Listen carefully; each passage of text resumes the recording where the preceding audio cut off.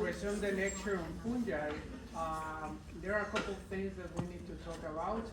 One is that during the exam, Canvas managed to mess up my question bank, so that's why you got repeated questions. I already figured out the trouble, so it won't happen again for the next exam. If you got repeated questions in your exam, at least one, and you got wrong, both of them, I can give you back only 1 point, not the two of them because you answered wrong. And I need you to send to your TA with copy to me a screenshot showing which of the questions was repeated and that you got it wrong twice, okay? If you want a point back for those questions. Questions? It's currently locked, so. Okay, I will open it so you can access. Yeah. Yeah? Anything else? No? Yes. What if you got one of them right? Like you put separate answers for the same question. Say it again? What if you got like one of the repeated questions right? Like you put one answer for one and then a different answer for Oh, then there you go. You got it right. Yeah. Okay. No, you got already a point, Oh, okay. right, for the same question. Well, because it took it off, so I got one of them wrong. Because I put two separate answers for the same question. So they were repeated. Yeah, And so yeah. it took off a point for that wrong one. Yeah, but you got the same question. One you got it wrong, the other you got it right. Yes. Okay, that's okay. You got a second chance to answer right. But will, Right. because it was something out of 40, because I got the same question, will it like take off out of 40? If I Mhm. is gonna be the grade. Because I got like Right. 4 of the same questions. So would it be like out of 36? Because I got multiple of the same questions. Yeah, that's what I am saying. If you got those multiple questions wrong, I can give you back a point if you got it wrong twice. So it's going to be over 40, the 40 points for the test. Okay. No, I don't see you convinced. It's just like, because I got one, I don't know why I put separate answers, but with, so that's only 1 point back, but just because I got that one wrong too, doesn't count. Yeah, because one of the questions, if you're getting the same question twice, you have a second chance to answer right if you got it wrong. Yeah, but I got it right the first time. I don't know. I thought that it was something, so I was like. Some trick. I was Yeah. confused, so I just put different answers. Okay, then let's fix that. So then do you think it would be then fair to base the exam on 36 points instead of 40?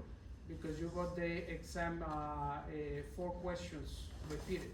I mean, it's whatever you would prefer. I was just wondering what it would be. No, because I want to agree with every one of you what is fairest, so everybody's happy. Because then I don't want anybody coming back to me complaining about the decisions that we made, so let's make the decision here. So, we have 2 options right now. Either, as I said, that if you got the repeated questions wrong twice, I can give you back 1 point, or we base the exam on 36 points. Let's keep it out of 40. Yeah? Yeah, but the people that didn't get those wrong, they still have a lower score.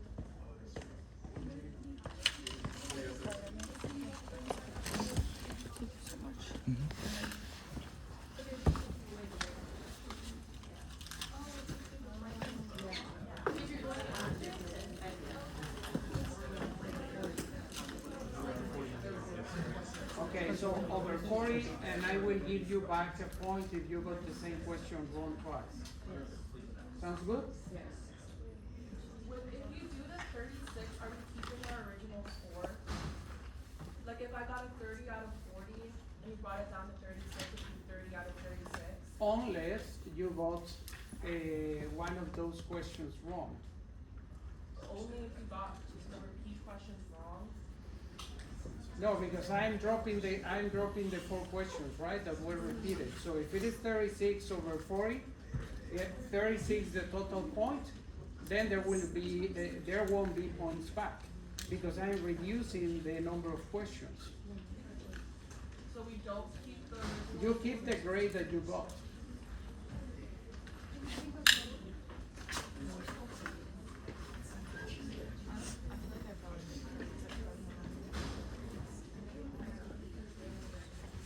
No? Making sense? No? I think the 40 will be good because you're still getting Can you 25. make Yeah. it a quicker question? What's that? Can you make it a quicker Okay, make it. That's a little on it. It's going to be easier. Okay, first option. So 40 points. You get points back if you got one of those repeated questions wrong twice. Raise your hand. Now, the first option that I gave, 40 points, which is the test, and then you will get 1 point back if you got wrong a question that was repeated twice.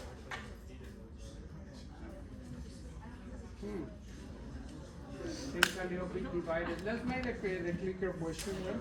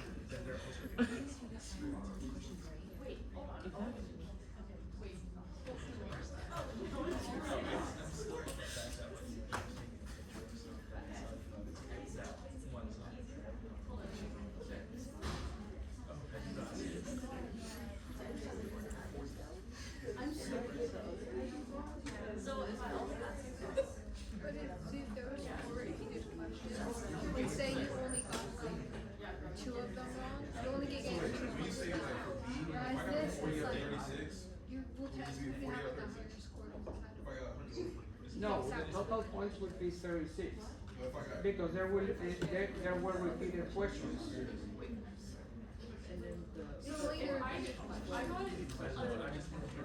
like 90 on the exam. I got 36 out of 40. So we dropped it down to 36 questions, would be 32 out of 36? Or would it be No. 36 You out of got 36, you have 36. So it'd be 36 out of 36. Yeah.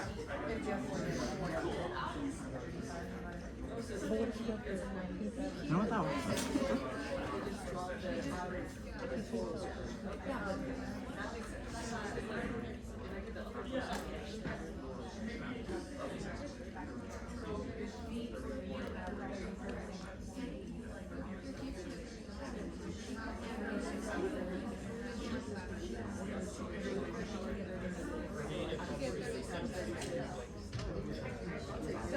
going on understanding these stuff, right?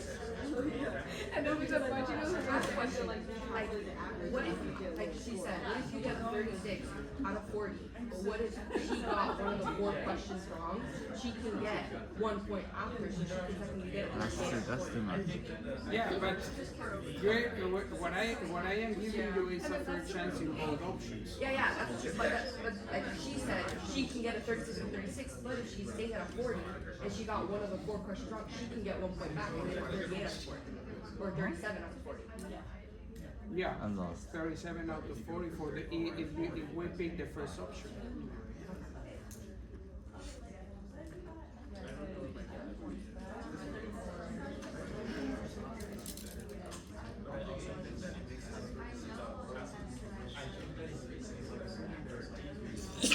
So 30 more seconds, guys, so you can make a decision.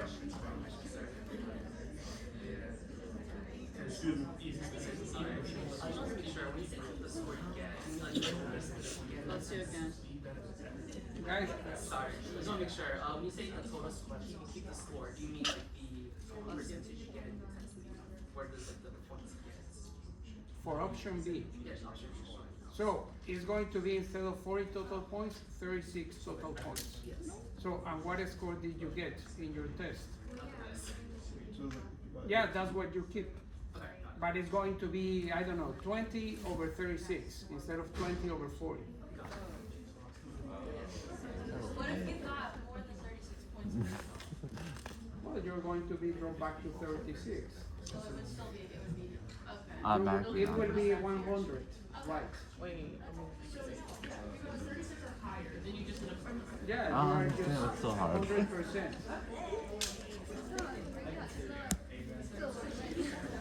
All right, everybody answer the question? Yeah? Okay. So B, all right, let's do it that way. I will contact your TA, and then we will fix that. Okay, so we have cleared that up. I'm going to eliminate this thing. That's funny. All right. The other thing is that I've been trying to be helpful to you in as much as I can, giving you all the ways possible to make it easier for you to have an easy time in the class. I know it's a lot of information, but I am giving you an exam where you are not using honors block, you are just accessing online. I am giving you a chance to write down your notes, and yet there is people taking advantage of that, okay? Which is not unexpected, as I explained last class. What is the most successful lifestyle on the planet? Right? Yeah, so it's expected that that is going to happen. That's why we have successful politicians, right? So, in any case, I don't appreciate being trying to be fooled and taken advantage of.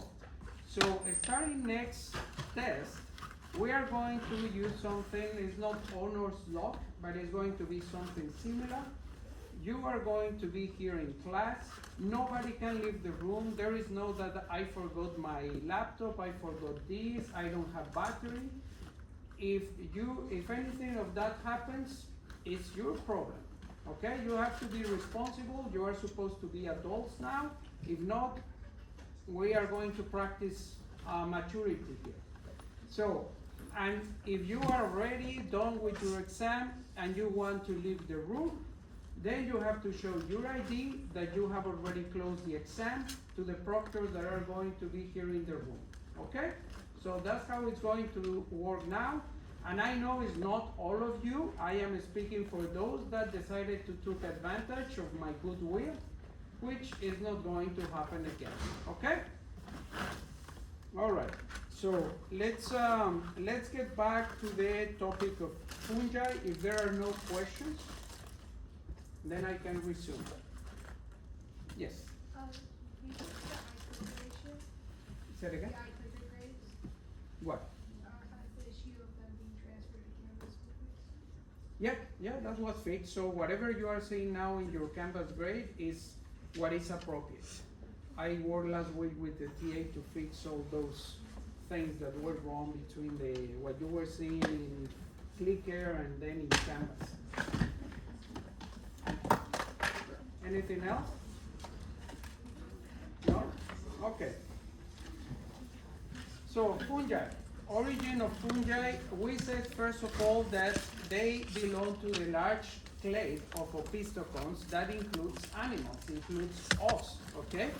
But even though we've been talking about that fungi are more closely related to animals rather than to any of the other eukaryotic groups, in between animals and fungi, there are a couple other unicellular eukaryotic groups that are sister groups to either animals or to fungi.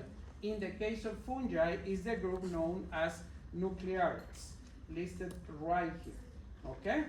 Now, one important thing is that an ancient trait that belongs to the opisthocones is that they had flagellated ancestors, meaning they still have flagella present, and that is considered in general an ancient trait.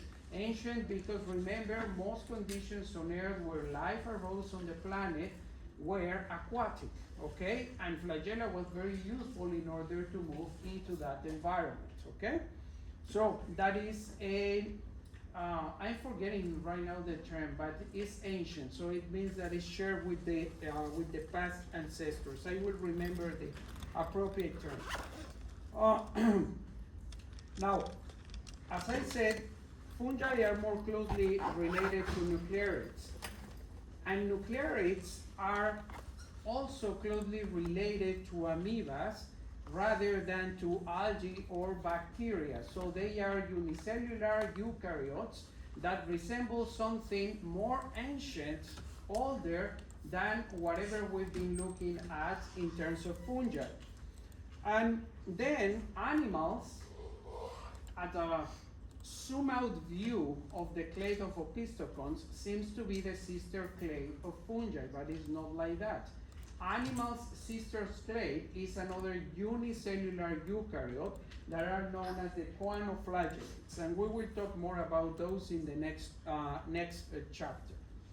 Now, this means, if you put that into a phylogeny, it means that multicellularity evolved independently in both groups, in animals and fungi, because the most common recent ancestor of the two groups is not multicellular, okay?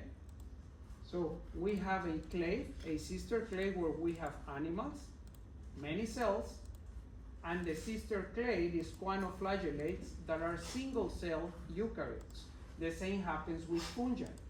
And then if you go back to the tree, what you are seeing here is fungi more closely related to a single cell eukaryote. The same happens with animals, okay? So this gives us, in a phylogenetic perspective, the information or the evidence to know that multicellularity evolved independently between animals and fungi. And that is not something that should surprise us once we start looking at when was the last common ancestor between animals and fungi, and that's over 1 billion years ago. Okay, so over 1 billion years ago, animals and fungi share the last most recent common ancestor. And one thing that we will see when we review some of the main groups of fungi, especially the older ones, we will see that they originated in aquatic environments, and many of them have flagella, which is what is expected in order for the organisms to be able to move across the aquatic environment. And this happens, of course, about after the Cambrian explosion in the Ordovician, Silurian, 440 million years ago. And the colonization of lands started about, from the evidence that we have, 500 million years ago. This is just a fossil that is actually a picture from your book of one of those old fungi. Okay? Are there any questions about the relationships and the origin of fungus? No? Okay. Let's start then with some questions here.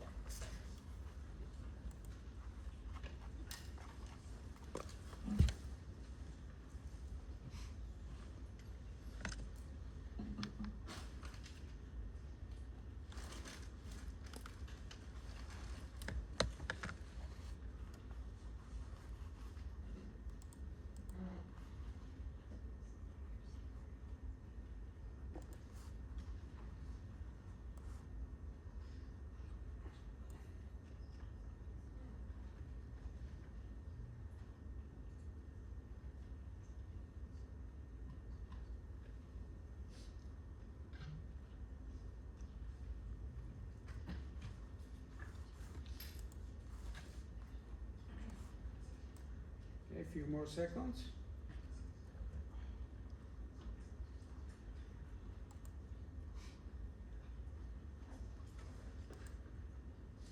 All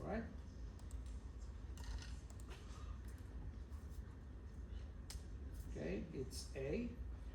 And about half of you answer C and very few others B and D. So that tells me that you didn't understand the relationships that I just explained about fungi and animals. Okay, anybody can tell me if fungi and animals are sister taxa? Yes or no? No, okay. So who is the sister taxa to fungi? Amoebas or Yeah, amoebas-like organisms. Do you remember the name of the group by chance? Nuclearids. Okay, and in the case of animals, who is the sister group? Quanoflagellates, okay? And the difference between those two is that they are single-cell eukaryotes compared to the multicellular eukaryotic fungi or animals. So if you analyze the relationships in these trees, now we know that this option is not possible, right? Because we know that between fungi and animals, there are two other groups that are sister to each one. Plants and fungi, we know that's wrong. It's in a completely different group, okay? Who are the closest relatives of plants, or how do plants arose? Do you remember?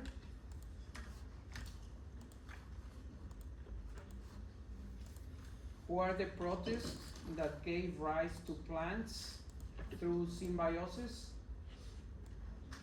Algae, yeah, okay. And then we have algae and fungi. This is also incorrect, right? So algae are more closely related to plants. So the only other option that you have is A. I hope now it's clear the relationships between fungi, animals to other single-cell eukaryotes. All right? Questions? No? Okay. The movement to land that we already mentioned is about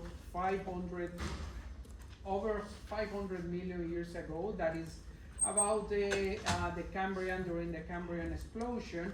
So fungi moved to land most likely with plants in association with mycorrhizae. We have mentioned this before. This picture you've seen before is the picture of a fossil of a tree where you can see the morphological structures of an arbuscule. An arbuscule is one type of mycorrhizal fungi that makes these associations with the cells of the tree. And now the only detail that we haven't mentioned about this colonization of land, most likely through the symbiotic process of mycorrhizae, is that the genes that have been used in order to achieve this formation of mycorrhizae are the SIM genes. This is the 3 letters of the genes that are known to be responsible for the formation of these symbiotic associations. Okay?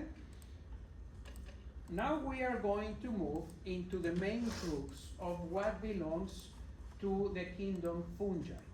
And here at the base, the more basal groups are the cryptomycetes and the microsporidians.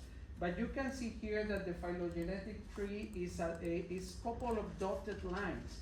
That means that we are still not sure. We don't have enough information in order to have certainty about the relationships. We are placing them here tentatively as sister groups, but if more evidence comes by, maybe these relationships are going to change, and not only between these two groups, but also between these other groups of fungi, where we have a clearer way of the relationships that they hold, okay? In terms of numbers of species, about 145,000 species of fungi have been described, but that description is not mostly based on morphology, it's mostly based on genomics. The more genomic information that has become available, the better the relationships we've been able to solve for this kingdom of organisms. And the actual number, the estimations that biologists, taxonomists make is a couple millions of species of fungi. So we are way behind of the actual number of fungi species, and probably for in general, for all the organisms on the planet, we are not going to be able to describe every single species that that there is out there. Okay, questions before I move into some details about the different groups? No? Okay, as I mentioned, Cryptomycetes and Microsporidia seem to be sister, but we are still not sure. What we are sure is that they are more basal than the other groups. So they are ancient, and basically they haven't changed that much in terms of morphology in relation to the common ancestor of all the fungi. So moving in Cryptomycetes, we have very few species, at least the ones that we have described. We are talking about 30 known species, but with genetics, some researchers have been able to describe a few more. So about half of the 30 species have been described using genomics. This is something that I'm just going to mention now, but it's going to be very common of almost all fungi. They are going to be distributed all on the planet almost in an omnipresent fashion. They are going to be present in every type of environment. Very likely they are not going to be present in very dry areas, or at least not every single fungal group, and in very cold areas like the Antarctic or the Arctic, okay? But there are seasons, so some fungi that live in those very cold areas are going to appear seasonally. So they develop these structures that are helpful to sustain the harsh environmental conditions. And then when spring and summer arrives, they come back to life again. Both aerobic and anaerobic species, many species are going to be parasites in this group, and they are going to be parasites of other fungi as well. Here we have a picture of a fungal species that developed the hypha that we have talked about. So the fungus, remember, is not the clock shape that we see above ground. It's all the mycelium, the hypha, those threads that are right under the under soil. So here we have a picture of that hypha, and these rounded spores is actually a Cryptosporidian parasite, fungus, that is infecting the hypha of these other fungi. Okay, so this is an example of a fungus being parasitic to another fungal species. This I will just mention right now because we have mentioned before. One of the main derived features of fungus that defines them as fungi is that they have chitin-rich walls, okay? So if I tell you a fungus, that is one of the traits that you have to mention, that they are chitin-rich, okay? So the cell walls are made of chitin. If I ask you what would be one trait of plants that can tell you it is a plant, what would you say? Instead of chitin, what do plants have? Cellulose. Cellulose, okay? So you start to see some differences, and we will see that when we turn to animals, the way that we keep rigidity in the cell structures is not through a cell wall. It's going to be through some chemicals that are inside the cell giving structures. We will talk about that in the next chapter. Okay, let's move into Microsporidians. This is a little bit richer in terms of species, about 1,300 species. Now, some of them are going to be parasites, and one very important parasite of this group of Microsporidians is Nosema serenale. And why is important for humans? Because it destroys honeybee colonies. So that is a big disaster for farmers producing honey, okay? But that is not the only part of this story. This is not in your textbook, but I will give you the full story. So Microsporidia can arrive to the colonies on its own, or it can be transported through mites. There are a couple of mite genera. One is Varroa, which is very famous because it also destroys bee colonies. And they can be transporters of these fungal species into the colonies of the bees, okay? But the worst thing is that the Varroa and this fungus arrives. Basically, the bee colony has very low chance of survival. If the Varroa mite arrives, there is some chances that the colony will survive. And how does this happen? So mites are very tiny, as you know. They are arthropods. They are going to hitch a ride with the workers that are patrolling around their territory looking for food. So they grab to the adult bee. They basically ride it like a horse here on the back. And as they are doing that, they are also feeding on the hemolymph of the poor bee. But for some reason, they don't realize it. They come into the colony to bring food. And what they do as workers? You've seen the cells that the bees use in order to reproduce for their larvae.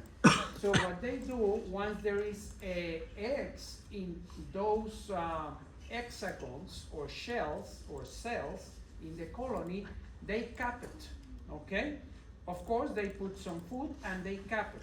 So what happens is that when an infected bee with a mite arrives to the colony, they go into those cells, and then they come down from the adult, and then they hide behind the larvae, so they are not detected.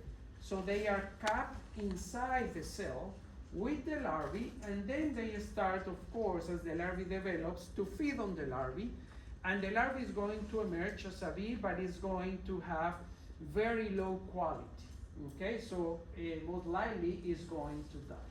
Okay, so that's more or less with some details left out, the story of why this fungus, along with mite, is going to be too detrimental for honeybee colonies. And that, of course, you can imagine has impacts of hundreds of millions of dollars, not only in the US, but around the world in different countries that produce honey.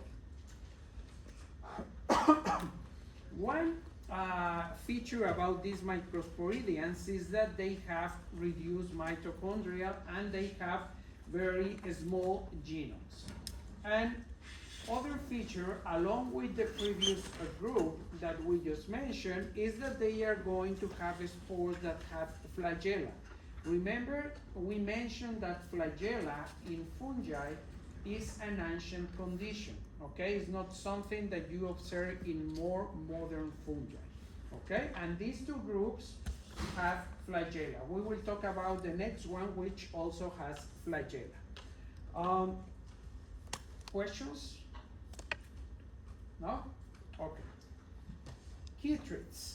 These are very famous because of the impact that they are having on amphibians. We will talk about that story later on. But basically, they are most likely in aquatic environments. If they are in terrestrial environments, they need high humidity. And all of them are flagellated, just like the picture shown in there. They can be, some species, very few, can withstand very extreme conditions. So you can find some chytrids in hydrothermal vents. And again, most of them are going to be parasites. So these three basal groups of fungi, even though they have some free living species, most of the species in them are going to be parasites. Now, those flagellated stages, when they are in spores developing into adults, they are called zoospores. Of course, they share the keeping trait of fungi, okay? And here I'm going to show you how zoospores are released by a single individual.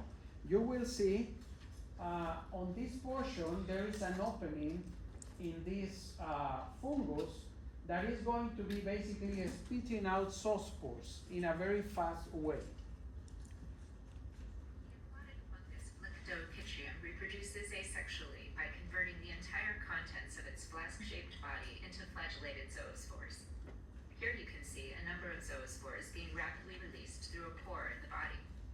spores swim away and attach to a substrate, where they retract the flagella and under suitable conditions, grow into a new flask-shaped body. Credit, Henry Mainwaring, Western Carolina. Okay. Questions? No?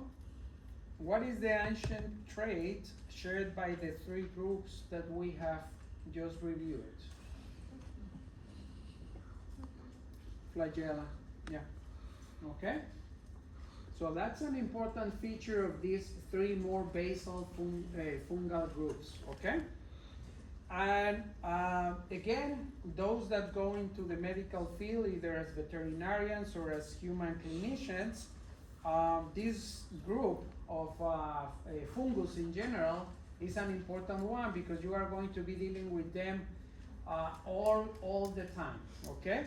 So just be mindful of some of the details that we are going to be mentioning here because you will find them in medical school.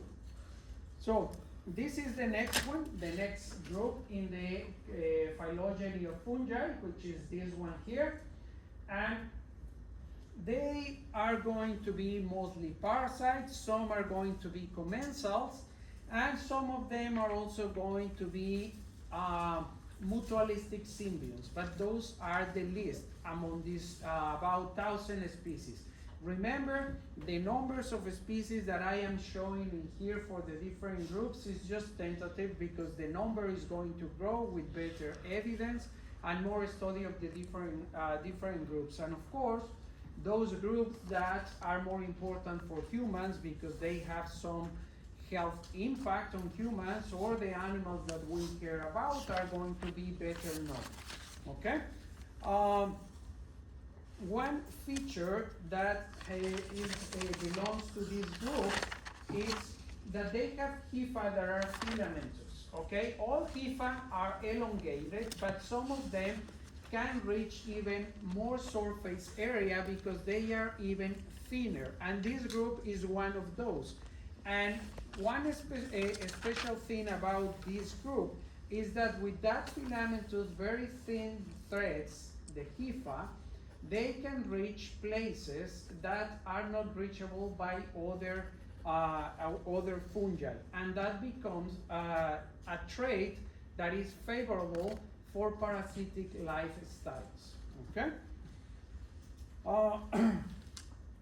Yeah, and this is the freaky part about many of the parasites in this group.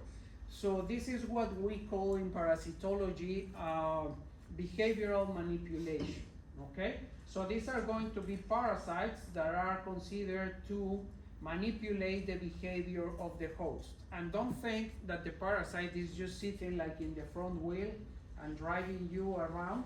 It doesn't work like that. It's called behavioral manipulation because when the parasite invades the host, it starts to do what it does, right? Like anybody else. You need to eat, you need to release waste material. They do the same, but inside the body of the host. The problem is that some of that activity of the organism first is going to consume resources for the host, so they are taking the food from the host, one thing. And the second, when they release waste material from their body, what they are releasing is a set of chemicals, and some of those chemicals are going to be highly toxic. And some of those chemicals have different functions. Some functions are going to impair or change neurotransmitters. So they are going to change basically the chemistry of the brain of the host that is infected. And that is what changes the behavior of the host, okay? It's an indirect way of manipulation. For example, here we have two insects, a fly and an ant, and these fungal species, what they do is that the ant, once it is infected, instead of crawling back into the nest, especially when the bird activity peaks early in the morning, they go up into branches and they cling in there. They hug the leaves or the branches and they stay in there, and then they either die or they are consumed depending on the life cycle of the parasite. This example is of one fungus that they want to be very high up, the animal dies, and then those structures that you see there, they have spores. And why the fungus good like that? Because the higher up they are, the better chances for further spreading of the spores once they are released. But there are many freaky things in parasitology about the changes in behavior of animals, and fungus is just one case. There are other groups of parasites that can also affect the behavior of the infected host. Okay, but I'm not going to delve into that. At least not today. Okay, this is going to be more or less the life cycle of this group of fungus. And remember, one feature that is unique to fungus as a group, as a kingdom, is plasmogamy. This purple, violet color portion in the life cycle. Okay? Anybody remembers what is plasmogamy?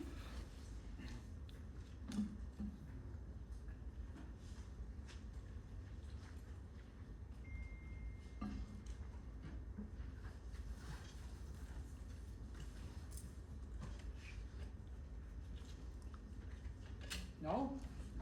Okay. So, here what we have is haploid spores, right? So this is the haploid portion of the life cycle, the blue color. So we have these sporangia, which are the structures holding the spores, the haploid spores. Once they are mature, they open up, they release the spores, and there will be different mating types. In other words, different sexes of spores. When they come together, what they are going to do is to undergo plasmogamy, meaning they are going, the hypha recognize each other, they come together, they fuse their cytoplasm, and they exchange their nuclei.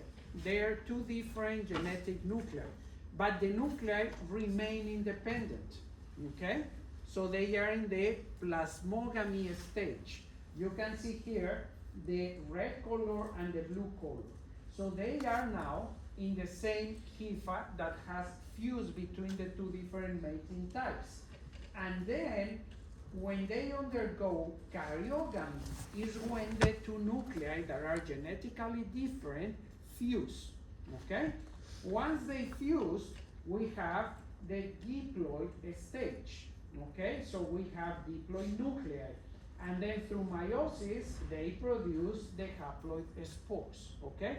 So remember, plasmogamy is that portion of the life cycle that is unique to fungi. It's not present in plants, it's not present in animals. It's unique to fungi. And plasmogamy means that the same individual has two different genetic backgrounds, but the nuclei are still independent. They have not fused. And depending on the group of fungus that you are talking about, they can remain in plasmogamy for a very long time. It depends on the species and of the group of fungus.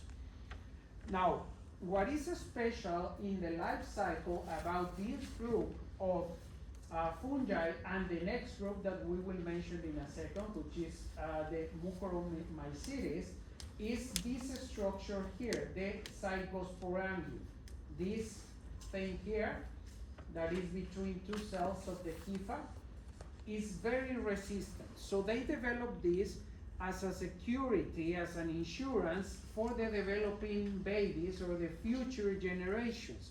So it's a structure that when conditions are harsh, is going to drop basically into the floor, is going to stay like that. And then when conditions improve, then they resume the life cycle, okay? Now, one thing that we start to notice now in this group, and the next one that we are going to mention, is that now spores don't have flagella, okay?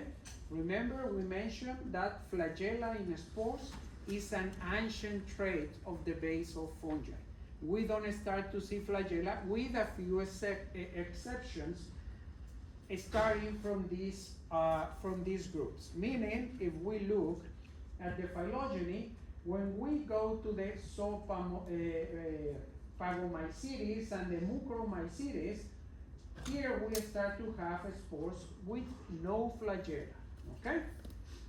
Now, this other group has exactly the same features that I showed in the previous slide. Actually, this life cycle here belongs to a fungus of this group, the Mucormycetes, which is basically the one that produces the mold that you see growing in the bread, in the slices of bread that you might leave from the kitchen. So that is the one fungus that is growing in the bread. And this is the name, the scientific name of that species. Now again, here we are going to have lots of parasites, many develop into pathogens, and a few species are going to be mutualist. Anybody remembers those groupings? What is the difference between a pathogen and a parasite? We had a good discussion some lectures ago about that topic. Yeah? Those pathogens are symptomatic, so they exhibit some symptoms where you infect the most. So they create what we know as disease, right? When you say someone is sick, it's because it presents symptoms of a disease, whatever disease. So that's what we would call a pathogen. And a pathogen is a subgroup of parasites, okay? Questions?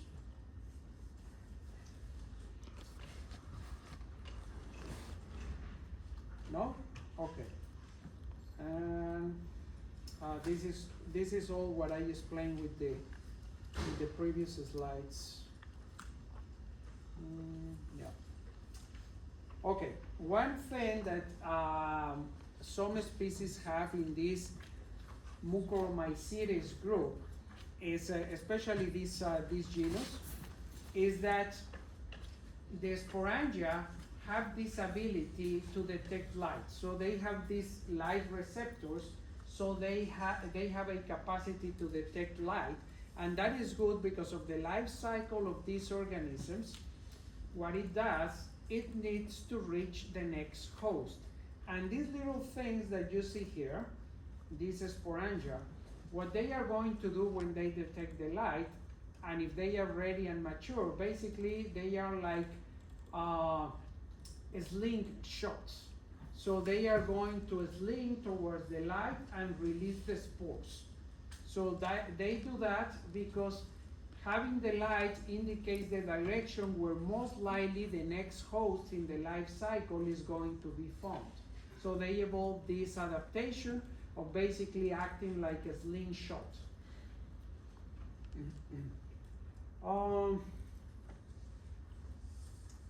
This we have mentioned already many times, but just for you to remember, about 85% of all the plant species that we reviewed in the previous lectures are going to have these mycorrhizal symbiotic associations. So it's important for you to remember, because that means that this symbiotic association is very important for the well-being of the plants. And all of you that care for plants and have plants at home, you will know that some of the nutrients that some people recommend is mycorrhizal. So they sell it like a small it's powder that they sell, and you just put a little bit when you prepare the soil to plant. And why is that? Because it is important. Those fungus are going to be very important for the plant to receive enough minerals and nutrients through the root system. Okay, questions? No? Okay, now we are arriving to the last two groups, which actually are the most dominant ones and the classical examples of what we know as fungi. The first one is the Ascomycetes, and this is the most specious group, meaning the one that we have recorded the highest number of species, about 90,000 species. And just as many other fungus, they can be found in basically any type of environment.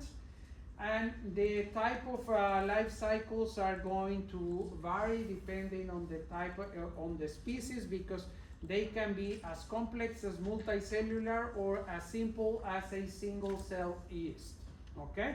And when they are single cell yeast, they are going to reproduce by budding, so basically mostly asexual reproduction. And when they form these complex structures that are known as asci, which is what we see in the forest floor, is when they undergo sexual reproduction, okay?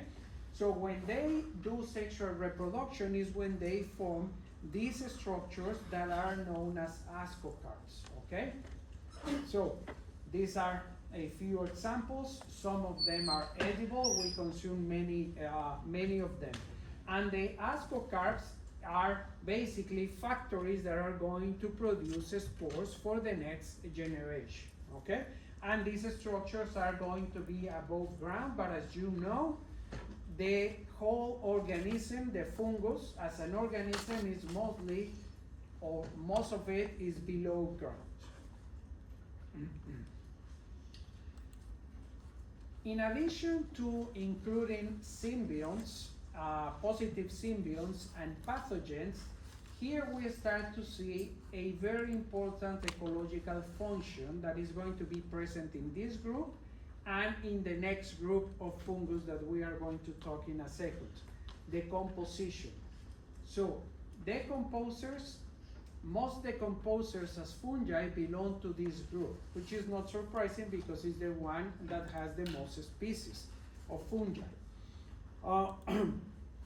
Now, why is that important? We will talk about some examples, because if we don't have decomposers, nobody is taking out the dead material, and then it's going to accumulate, and then that brings with it a lot of other problems, because it's going to produce a lot of sources of infection, not only for animals like us, but for many other organisms, free living organisms, in those environments where we lack decomposers, okay? Many of them, about a quarter of this group, are going to form lichens, associations. Those are symbiotic associations.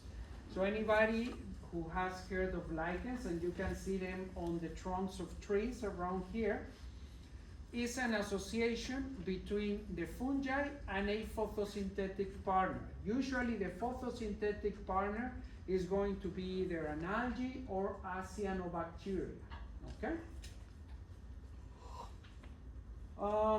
This we have already mentioned, but one thing that we haven't mentioned, and it's important, is that this type of fungi not only form these mycorrhizae associations. Some fungi form symbiotic associations, but by colonizing the above ground plant tissue, like for example the leaves. And when they colonize the leaves, basically what they do is to produce some chemical toxins that are going to be protective for the plant.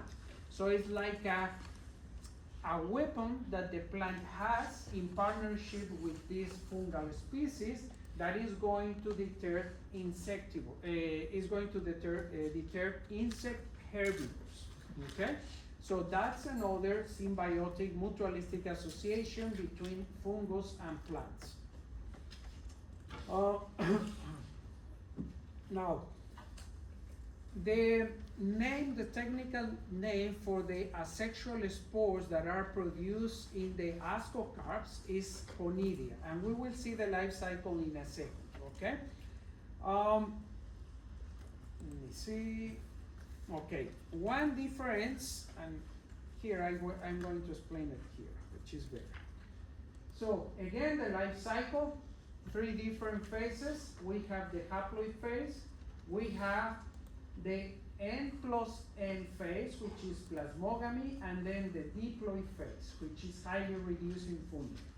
Now, unlike the other group of fungus that we have reviewed so far, yes, we have the conidia, the spores that are of different mating types. They are going to come, different mating types, they are going to fuse, enter into plasmogamy, where the different genetic backgrounds are present in the same hypha, but they are not still fused, okay? But unlike the other fungus, what we have is that in every section of the hypha, in every septa or cell of the hypha, we have only two nuclei, one from the different mating types, and they are going to remain like that. And then in the hypha, the tips of the hypha, we start to see the development of the asci, or ascus in singular, okay? Which is dikaryotic. Why is dikaryotic? Because it has the two genetic materials, okay? Still not fused, but they are present. So that's why it is called dikaryotic, okay? Then they undergo karyogamy. Now there is the fusion of the two nuclei, okay? Now they have these diploid zygotes inside them. Then they undergo meiosis to start producing the spores. The spores are produced in the asci. The rest of the hypha remains in what stage? According to this figure, what stage is this hypha?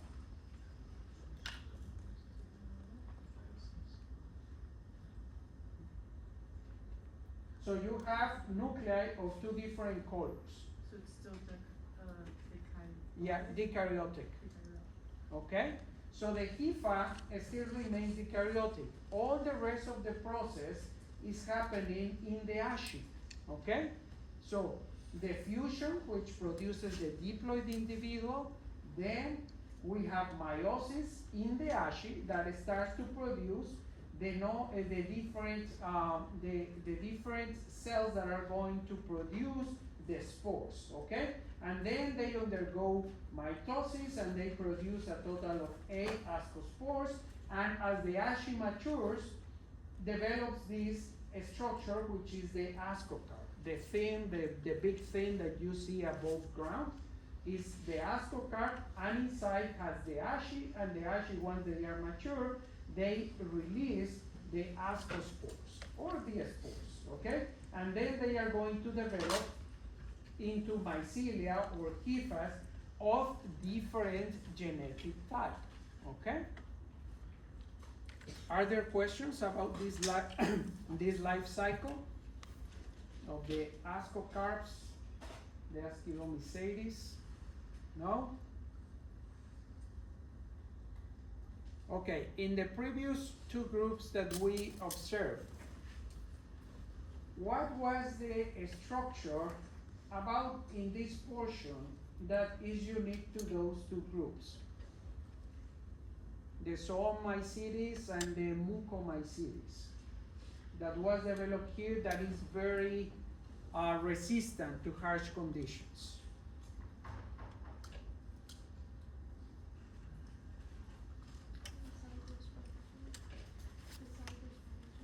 Zygosporidium, okay?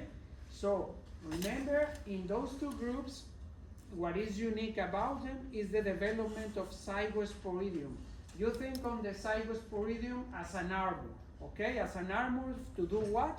To protect the next generation.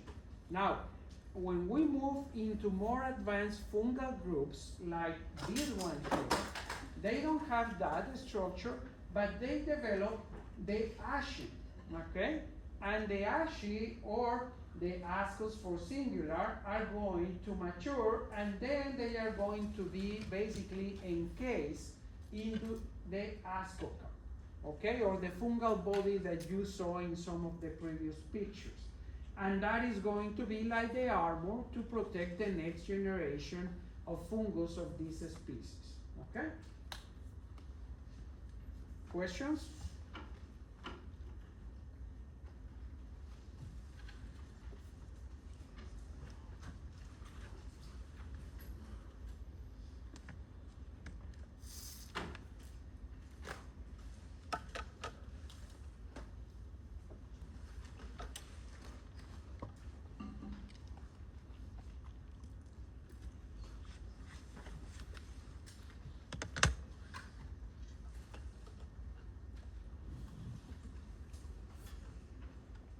Okay, 10 more seconds.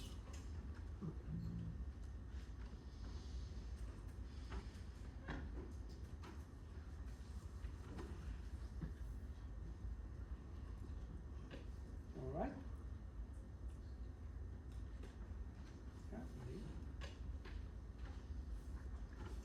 questions? Is the rest of like the moving body, diploid, they haven't fused, but they're in the same cell? Yeah, the fruiting body is diploid. Even the parts that aren't like the Yeah, because remember the fruiting body is something that develops out of the diploid organism. What is in the eukaryotic stage is the hyphae that are inside the fruiting body. Okay, so the fruiting body you can think of as a structure, something like the seed of plants. The seed is a diploid structure that develops throughout the development of the embryo in the plant, in the ovaries of the plant. Okay, so it's just diploid tissue, and it's a protective coat. Think as an analogous structure in the case of fungus. They are protective structures. Okay. Other questions? No? Okay. Now, this species, Neurospora crassa, is a very important one for molecular biology, for genomics, because it's a model organism. We basically know almost everything about it. The full genome was published in 2003, but of course with better long-read sequencing technologies, now we have better resolution of its genome. But what is interesting here is something that is listed in this table. Notice the first column, we are comparing this fungus with the fruit fly and with humans. Look at the genome size in millions of base pairs. 41 million base pairs compared to the human genome is very small, okay, couple orders of magnitude. Number of genes, close to 10,000. Look at humans, 20,000. So just double, but then it doesn't fit too much in here, right? So it's not the same proportion. And then gene density is going to be, of course, higher in this fungus compared to what we have in terms of gene density in humans or even in the fruit fly.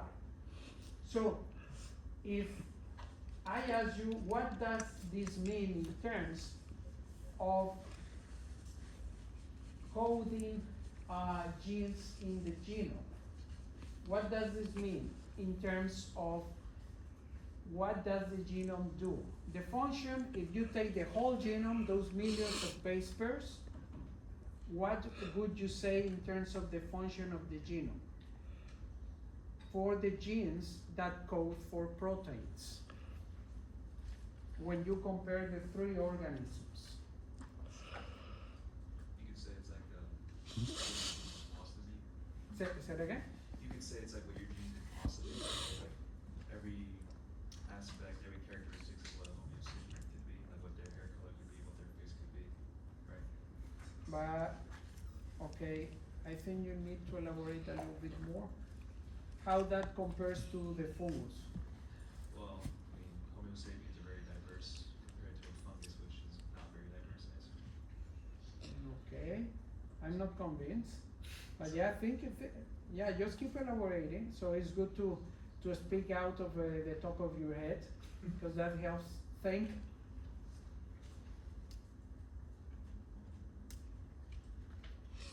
So let's start by breaking down that bigger question into smaller chunks. So which genome contains more coding genes per megabase?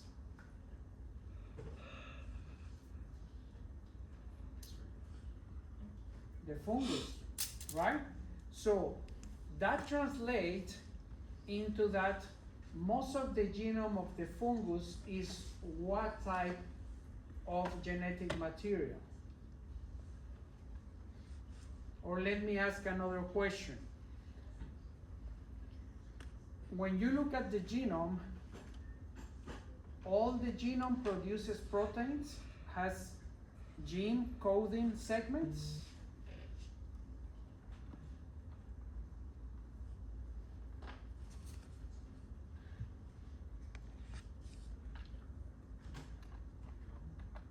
So what is it what we call genes in the genome? What is the trait for us to say a piece of DNA is a gene?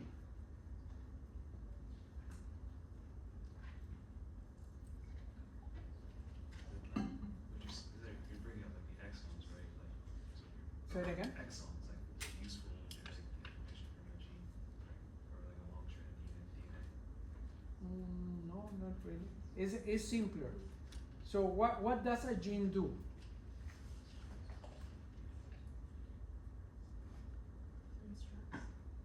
Instructs, how is that instruction passed into the cell? What does it do? So if you say instruct, it means that the gene contains information, right? So what that information is produced how?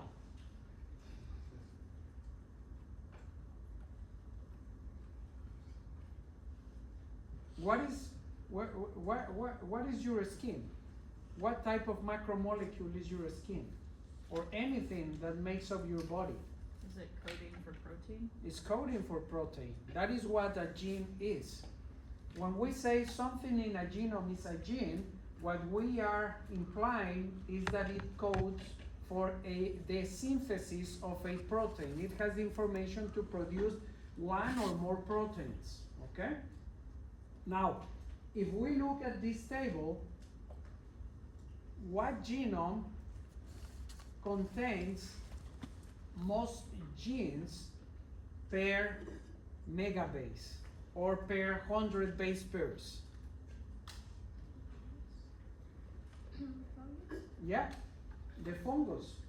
So that means that most of the genome of the fungus is coding for proteins. And most of the genome of humans, and in general of animals, especially more complex animals,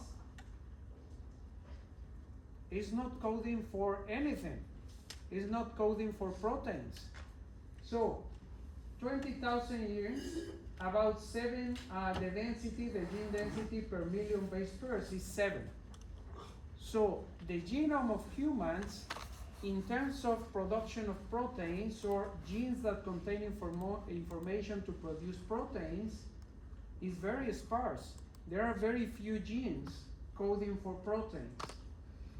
So, why do you think that is?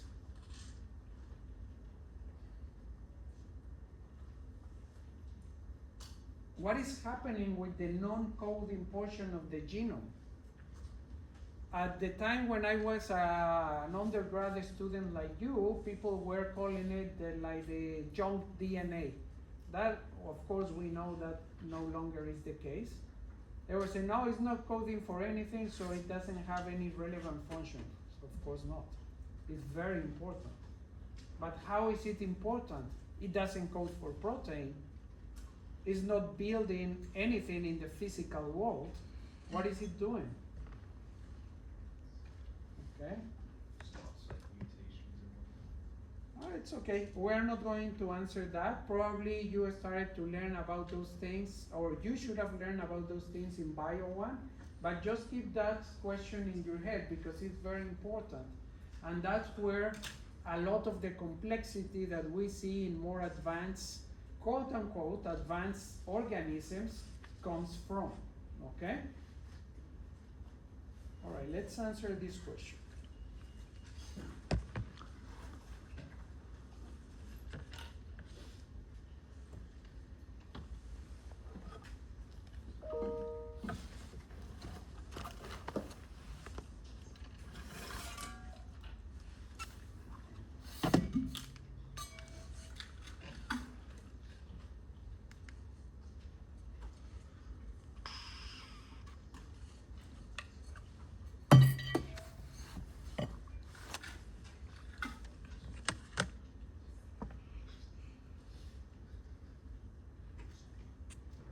Okay, 10 more seconds.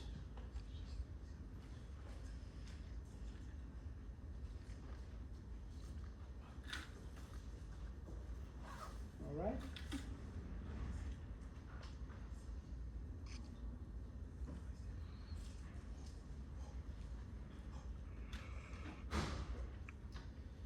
Alright, so before we move into the last group of fungus, part of the answer to what we were discussing with the table is that even though most of our genome as humans doesn't code for any protein, it has all the regulatory functions that we need to make the factory work, okay?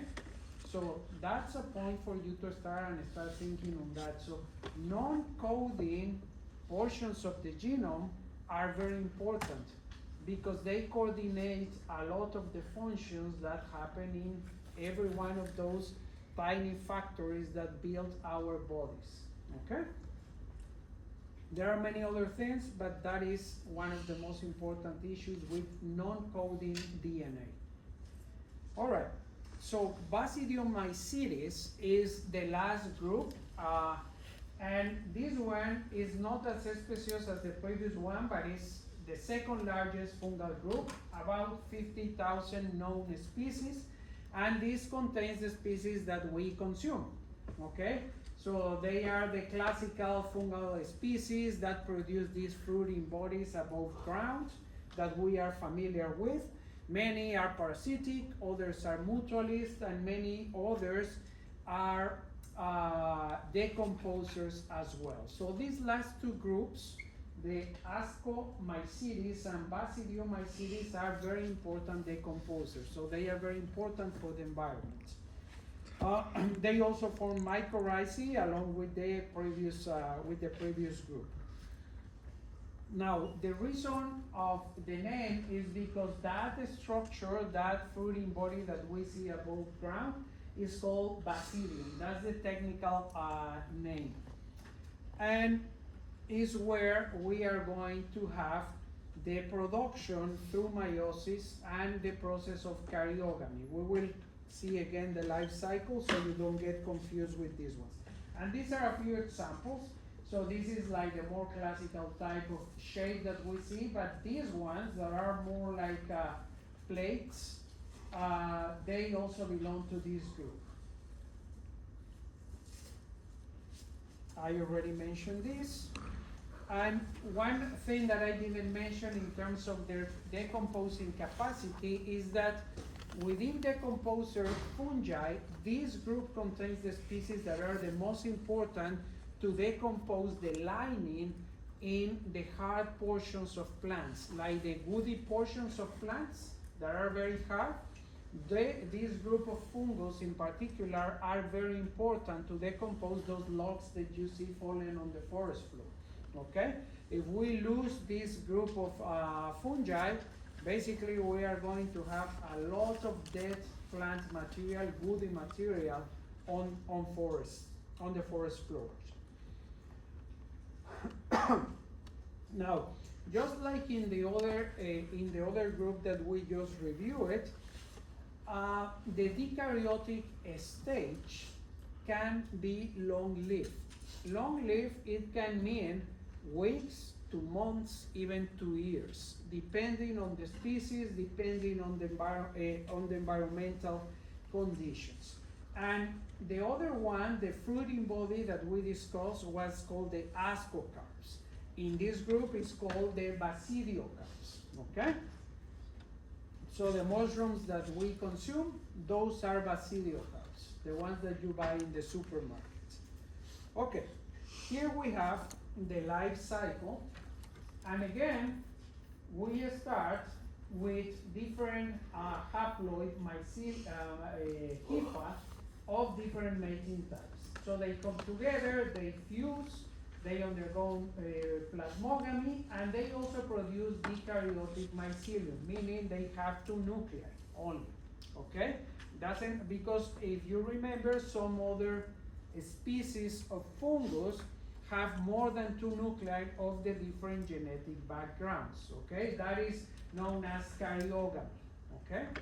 So, the eukaryotic mycelium comes together, they can stay in that portion, and then they are going to start producing, in this case, the basidiocarps.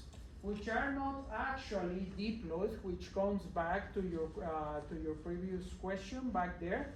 In this group of organisms, the basidiocarp has the full genetic component, but just the genetic components are not fused, okay? That's why you have here N plus N. And within them, they are going to have these gills or sheaths that are lined up where you have the mycelium or the hypha. And you have these tips of the hypha, the basidia, that are eukaryotic. Then they undergo karyogamy when the two nuclei are going to fuse to produce the diploid nuclei, okay? Once we have the diploid nuclei, they are going to start producing in the basidium what we call the basidiospores. Every tip of the basidium is going to produce 4 basidiospores, and those are the ones that are going to be dispersed, and they are going to be released from these laminated portions of the fruiting body, okay? So very similar to the previous one, just the basidiocarps are a little bit different in structure, and they are contained within the basidiocarps, the linings, the different gills that are in the bottom portion of the fungus. Next time you are eating some mushrooms, just get curious about the fruiting body and look at the lining, the gills that are inside before you cook it.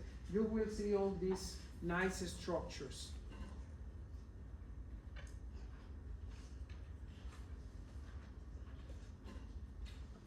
A mushroom is the spore-producing structure in a group of fungi called the Basidiomycota.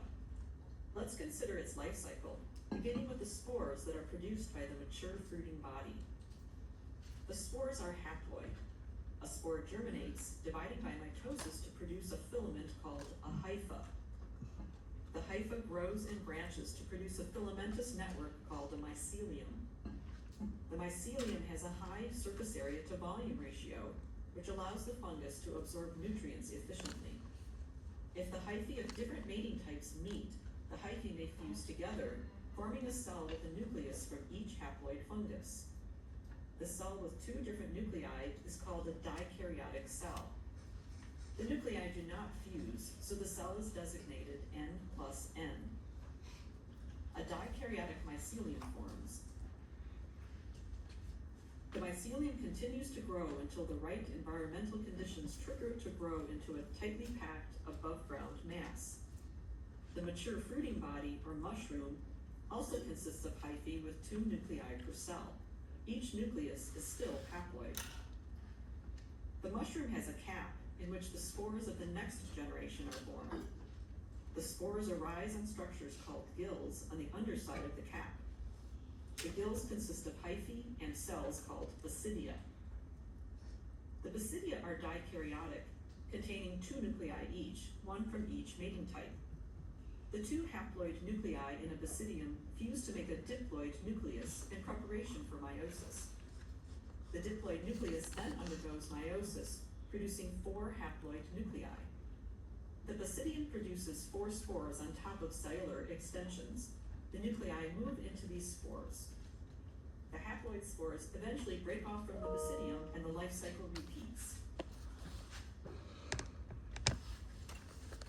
Okay. Questions? Yes. So after they make the fruiting body and they release the spores, do the mycelium stay connected? Like, are they one now, or are they still 2 separate mating types? Like, do they No, stay connected? the fruiting body now is at the eukaryotic stage, so they have joined. But of course, the parent hypha are going to be of different. They are going to remain different mating types. But the rest, the one producing the fruiting body, is going to be in a eukaryotic stage because they contain the 2 genetic backgrounds from the 2 different mating types. Okay? Is that the answer you were looking for, or? Yeah, I think so. Or if the answer was like the fruiting body is eukaryotic hypha or mycelium, yes, it is. Okay, so it's a HIFA that contains both of the mating types genetic material, but in the karyotic stage. Okay? Was that? Sure? I think so. Like, do they stay connected? Or Yes. do they disconnect? Oh no, they become a separate individual. Once the two HIFA fuse, okay, when that HIFA fuse and forms the eukaryotic stage, eventually it's going to be an independent individual. Okay. Okay? Because it will start to grow on its own. Okay. Okay. Questions? Other question? No?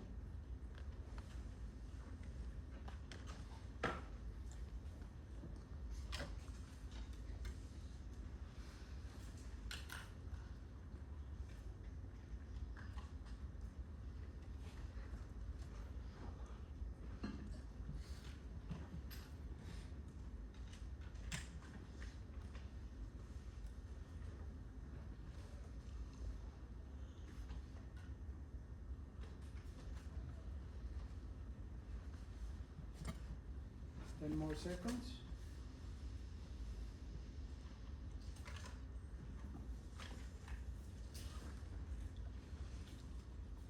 Okay.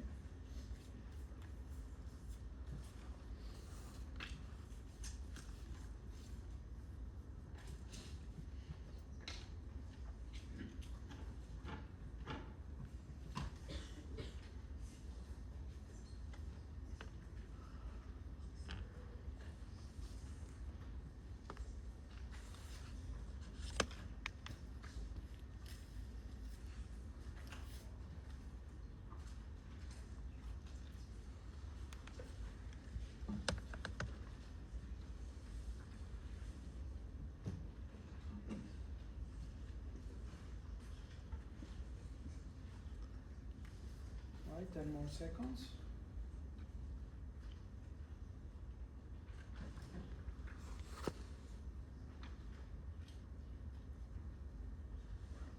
Okay.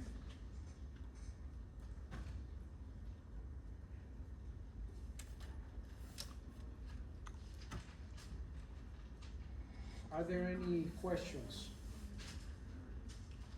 No? Okay, let's talk about key roles. We have been mentioning those already, but let's just remember those key roles of fungi for the well-being of the environment. One, or the most important one, is acting as decomposers. And they, along with bacteria, are the most important recycling organisms on the planet. So we need both, we need fungus, and we need decomposing bacteria. Otherwise, we would just float with all this dead organic material around.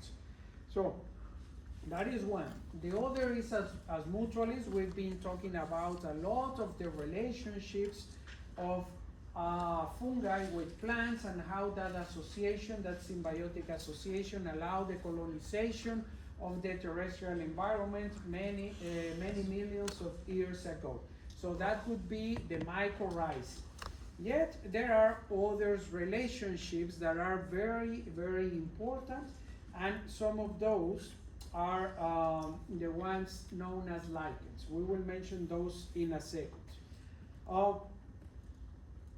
This we already mentioned as well, but just for you to remember, because we haven't mentioned this one that much, which is known, the technical term is endophytes. Endophytes means fungal species living inside the tissue of plants that are going to be protective because they produce toxins for herbivores, especially insect herbivores, okay? So, most of those endophytes are going to belong to the largest group of fungi, the Ascomycetes, which, as we mentioned, it has over 90,000 species described up to date. Okay, here what we have is a very small summary of the importance of these endophytes for avoiding mortality of leaf tissue or plant tissue, and the amount of tissue that is damaged. What we have in here in different colors, in orange color, is when the endophyte is not present in that plant, and then there is the pathogen that produces damage to that plant. And green is when you have both the endophyte and the pathogen. And what you can see here is that there is a significant difference made by this endophyte. You can see that the mortality of leaves is significantly reduced when the endophyte is present in the plant tissue. The same in terms of measuring the damage as area that has been damaged by the pathogen is significantly reduced when the endophyte, the symbiont, is present in the plant material. Okay? So just few of the relevance that fungi have for the well-being of the environment, the good functioning of our ecosystem. Are there any questions? No?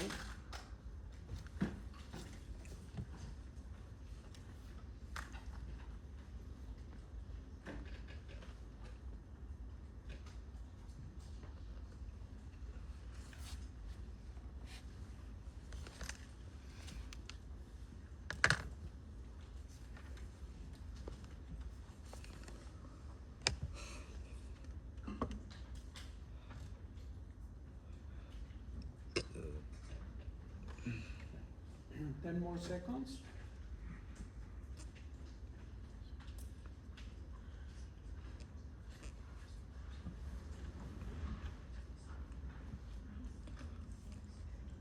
Okay.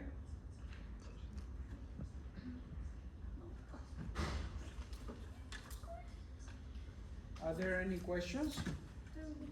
No? Why? I have a question. Yes. So, wait, never mind. No? Yeah, it's good. Come on. No, because I was reading it as like, one statement is false. Oh, okay. One statement is true, and I was in the backwards. Okay. But is it clear now? Yes, clear. Yeah, okay. All right, I have a question for you. So when we are talking about ecological interactions, symbiotic interactions, like the ones that we've been discussing, so when we say that an organism is a parasite or an organism is a mutualist or a commensal, those species are going to remain in that category all the time throughout evolutionary time as long as they are on this planet, or it can change. It can change. Okay. Everybody understands why? Why it can change. If you are a parasite or a mutualist, why you can go either to a commensal or to a parasitic relationship, or parasite to mutualist, etc., etc. Why is that? I think it depends on the organism that you're interacting with. Because, like, for mutualists, there's like how a bird and an alligator, they like clean, they help each other out. Like, one's getting their teeth clean, one's getting like food. But that same bird can go to like a different animal, and it's not really helping them out. He's just there to get like food. That's the one that's already see. But, and like for it to be a parasite, it could end up like causing harm. Like there's like a bird that opens up like wounds on like another animal, which like then can get affected again to get a parasite. Okay. Thank you. Yes. Now I want you to notice something for all of you guys. That answer was with an example, which was good. But that answer is trying to answer the how, a how question, how that can occur. Now I want you to think on the why question. What is the fundamental thing underlying that example and many other examples that we can give? Okay? So always try to think not only on what and how, but also on why, because the why is what is going to give you the full understanding of the phenomenon that you are studying, okay? For example, natural selection, even though it's a mechanistic explanation for evolution of how and what happens, it's also at the same time a why evolution happens, right? So it's a fundamental answer, but it's not the only way that evolution occurs, okay? So when we are talking, going back to ecological interactions, we say that you as an organism are a parasite or a mutualist is not permanent. Is the fundamental reason is because environmental conditions are not permanent, okay? And depending on the living conditions where that ecological interaction is occurring, then evolution can change direction. And something that was beneficial for both as mutualists, depending on how the local conditions occur, and if they persist in that changed state for many generations, maybe no longer pays off to be a mutualist, but rather you take either nothing happens, everyone does its own thing, or the interaction can become a commensal interaction, or it can become a parasitic interaction, right? Or from parasitic to mutualistic interaction. So what I'm trying to do here is that even though it's important for us as humans to create these boxes, which are artificial boxes for us to make sense of the complexity of nature, it's important that you keep in the front of your head that the boundaries of those boxes that we create to understand concepts and understand nature, they are fuzzy, okay? And it's always the case in biology, okay? So they are fuzzy boundaries, and you always have to develop this fluidity, this flexibility in how you are thinking about a phenomenon, okay? So let's keep moving into symbiotic associations. This one is a new one. So fungus can create these mutualistic interactions with animals. This is a classical example of ants, cutting leaf ants, that they are basically cutting leaves and taking those pieces of leaves back to the nest to specialized chambers where they are growing a fungus. And basically they are feeding the fungus with the leaves, and then the fungus produces some food that the ants need. So that's basically they are farming ants. And what is the farm about? What they are farming? A fungus that produces food for the ants, okay?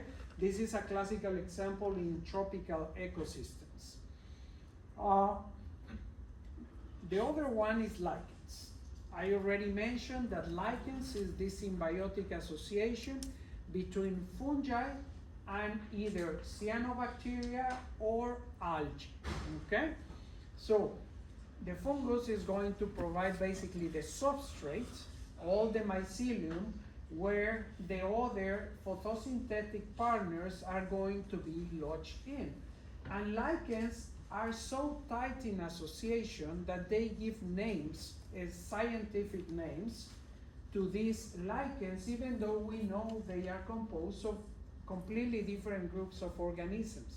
But the association is so tight that we consider them as individual species.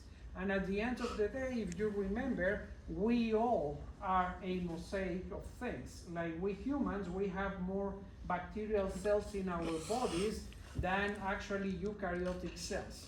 So we are a mosaic of many things, also applies to our genomes. Our genome is a patchwork of everything that has come across the planet. And you can find lichens in many different shapes and in many different substrates, and they are actually very good in terms of removing pollutants from the earth.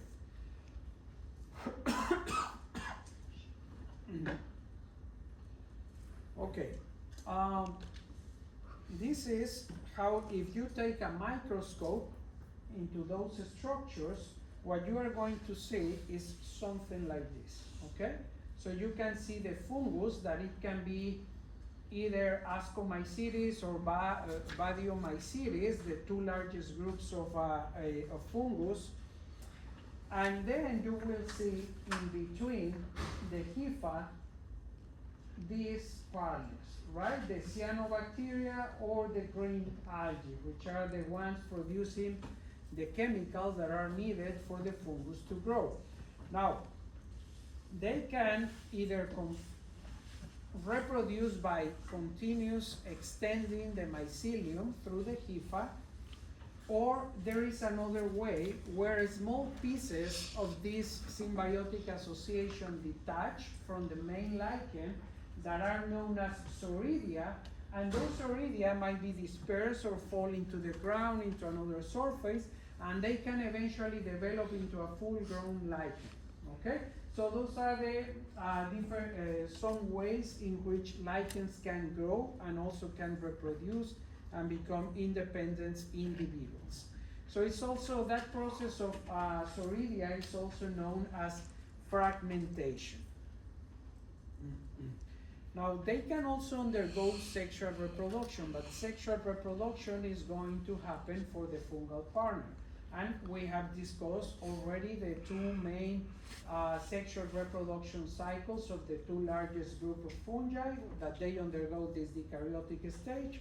So that can also happen in when they are in association with these other partners, forming lichens.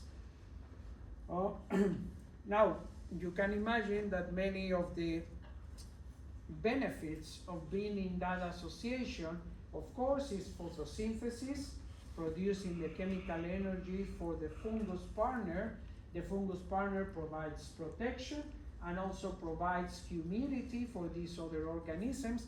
But in addition to that, depending on the bacterial partner, they are also very good at providing the fungal with nutrients that are rare in the environment, like minerals, okay?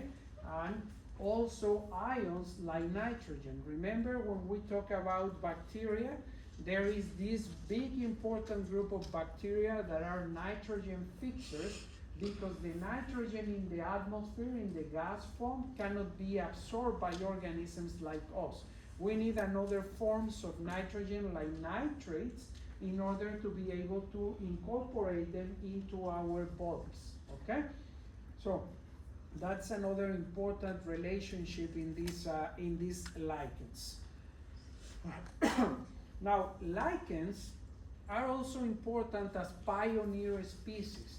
Let's say there is a volcanic eruption and then everything is rock and there is nothing there. In addition to pioneering plants, lichens are also some of the pioneer organisms arriving to those places. Why? Because they can attach to rocks, they can dissolve rocks and make some nutrients available that otherwise are locked into those solid states and cannot be taken up by other organisms. So they are very important in terms of that.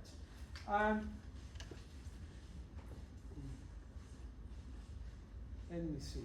Okay, that's pretty much it in relation to lichens. Now, fungi as parasites. About a third of all the fungal species that we know, at some point in their life cycle, they are a parasitic form. They are either permanent parasites, or at some point in their life cycle, they can become parasites, okay? And why it is important? Because many of them as parasites are going to be mostly parasites of plants. We have fungal parasites affecting animals, yes, we do, but fungus are more important as parasites for plants. And why do we care? Because fungus kill many crops that we depend on around the world every year. So we care about understanding the life cycle of those organisms to try to control them. Yet, there are a few parasitic fungus that actually we exploit and we actually farm. This corn, what you have here, this is a fungal species. It's known as a smut, corn smut. But this one is edible, okay? And in Mexico, we consume it a lot. We make tacos of that fungus. It's known as huitlacoche in Spanish.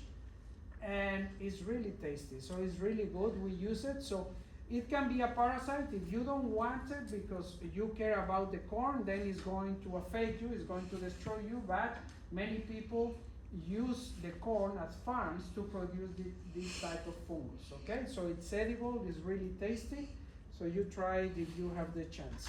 But then we have others that create big problems, like the ergots that are showing up here as black spots here on rye. And what is the problem? Rye is a very important crop. We will talk a little bit more about that in a second. But then, the problem with that is that it's going to produce, if you eat something that is contaminated with ergot, you will have severe problems. We will talk about that in a second. Are there any questions? No?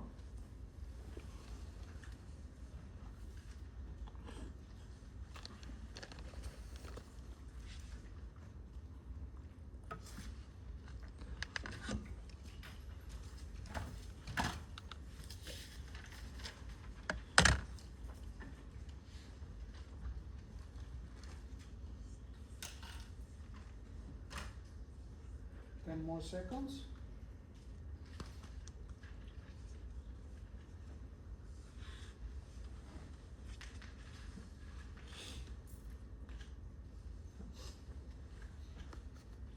Okay.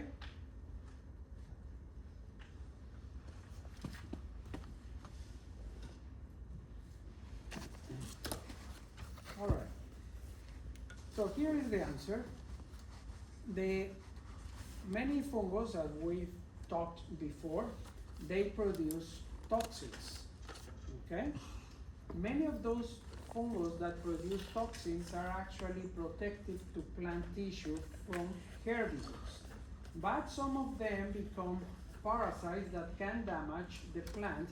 But in addition to that, those toxins, if we consume rye that is infected with ergot, we can have all those list of symptoms that are up there, and it can lead to death, okay? And if we are not careful, we can have an epidemic that can kill thousands of people, like it happened in France. But that was early on. Now we of course have better technologies to detect this type of problems before they become a problem for human populations. Now, I mentioned that animals are less susceptible to parasitic infections of fungal or fungal origin compared to plants, yet there are very famous examples that have created big problems in terms of conservation of amphibians. One is the chytrid fungus, the group of those fungus that produce flagellated spores that are mostly aquatic. One is known as BD.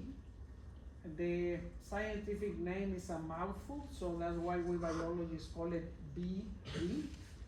And it's a fungus that infects the skin of the amphibians.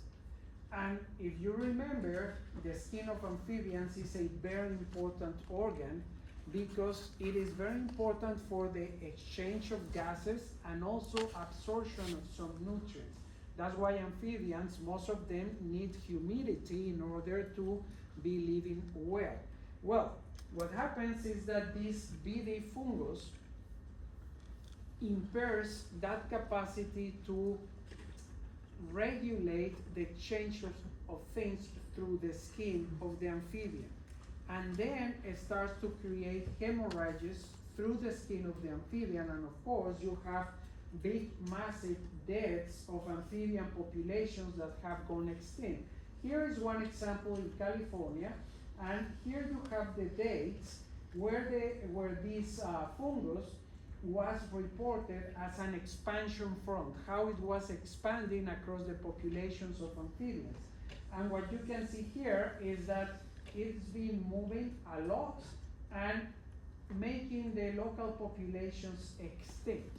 What people have been desperately trying, conservation biologists, what they have tried is to use antifungal and spray it across some populations to see what happens. Sometimes it's been helpful, other times it's been no help at all.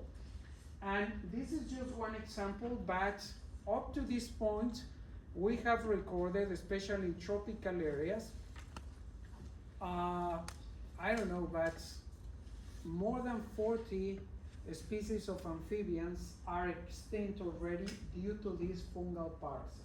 Okay, so it's many, many species that have suffered from this. So what the technical term that we use for the fungus infections of the skin is mycosis, okay? In the case of us humans, what we have as athlete foot and all these things, the ringworm, is mycosis. And is that one is very common. And we have all this over-the-counter medicine that we use, but that is just as a preventive and also to control the thing. The fungus, once it colonizes, is very difficult to get rid of. It's going to be there, maybe just sitting there. And if you give the chance to become again a mycosis, it's coming back again. So it's very hard to eradicate fungal infections once they are in there. Now, one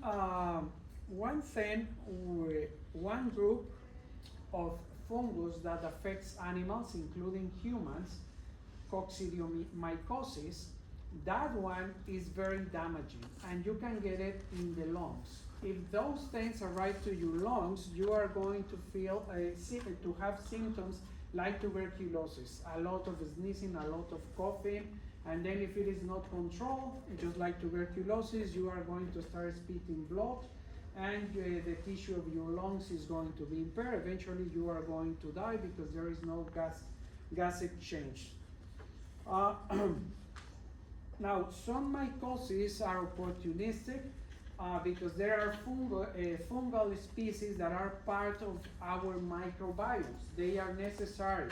But just as bacteria in our guts, there are some times when there is this disruption in the system that gives an opportunity or an advantage to an organism, in this case a fungus or a bacterial in the intestine, like E. coli, that instead of being the symbiont, the mutualistic symbiont that we need, it can become a pathogen, and then it creates disease, okay?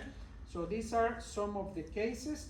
Coccidiomycosis, even though is not that common, the ways that people acquire them is, for example, when they do spelunking, when they go into caves, it's very important to wear masks, because if there are bad colonies or other animals living in there, all the guano, the poop material that is released in there is the perfect condition for this type of fungus to grow, and then they release the spores that are in the environment. So it's a good example. Also, in places where they have air conditioning systems, especially those that are in the individual units on the wall, if you don't clean them regularly, some birds, like pigeons, they construct nests right on top of them because it's warm air coming out of that. So especially in temperate cold regions, the pigeons love to do that.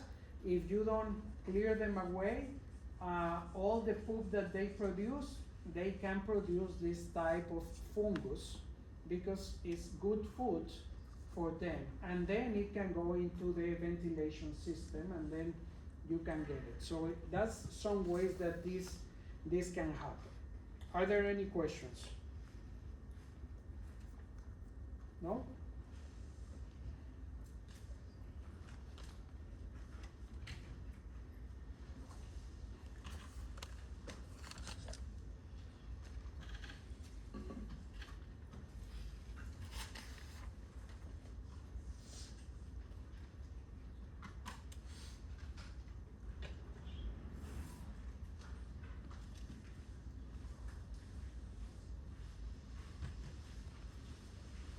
10 more seconds.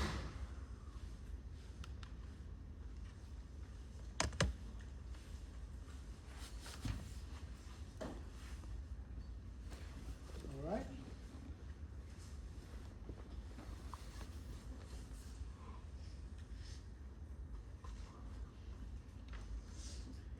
Okay, we've been talking about the very bad things that fungus can produce in plants and in animals, but there are practical uses that are beneficial for us humans. We use many fungal species to produce some of the best foods that we enjoy, like for example, some alcoholic beverage, bread, cheese, okay? And also for medicine is very important. The first antibiotic that we use was produced by a fungal species from the genus Penicillium. That's why we call it penicillin, okay? So penicillium came out from a fungus, and remember it was very important as the first antimicrobial treatment because it saved a lot of lives, especially during the Second World War. Many soldiers, during the First World War, many soldiers that were actually wounded and would have otherwise survived, they died because of secondary microbe infections, not because they were really injured in a very harmful or detrimental way. It was secondary infections what led them to die. But then after the penicillin was discovered, it was highly used for treating the wounded people in the Second World War, and that saved thousands of lives. Nowadays, penicillin, yeah, we still use it, but we rarely use it on its own. Why? Because there is a lot of resistance. Almost right now, every bacterial species is going to be resistant to penicillin, okay? That's why we need to use cocktails of different types of chemicals, antimicrobials, in order to control bacterial infections. Other use is that the fungus that produces the ergot in rye produces also a chemical that can be used to stop bleeding. It is especially useful when women are giving giving birth and there is a lot of bleeding. Doctors use this chemical to control the bleeding.